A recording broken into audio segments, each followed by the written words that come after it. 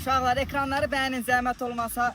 Çox sağ ol, Hüseyin. Minnətdaram dəstəniz üçün, çox sağ ol. 10 level oldu, xeyirli olsun. Ha, Oktayın dəstəkçisi. Adımı dəyişmirsən ki, sən Hüseyin deyirdin dünənlərim. 15 level, təbrik eləyirəm. Bir də görevimi də tamamladı, sənin qadanlaram. Ekranları bəyənin, uşaqlar, ekranları bəyənin. Oktayın saxlayanın canlı yayıma giriş elədi.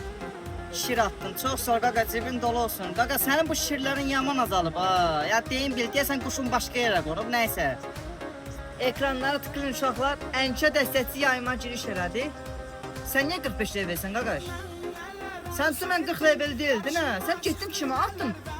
Sən bu level kimin yanında qalxımsan? Ay, sənin belə zəlil qalarsan, məndən başqasını da saxlayırsan sən. Şir attın, atma, lazım deyil, dəysin təpənə sənin. Əsəbləşdirdin məni, universal attın. 5 dənə şir attı. Qımışdın mı da? Yaxşı, keç şəxsiyə konum atıram indi, yaxşı, keç şəxsiyə.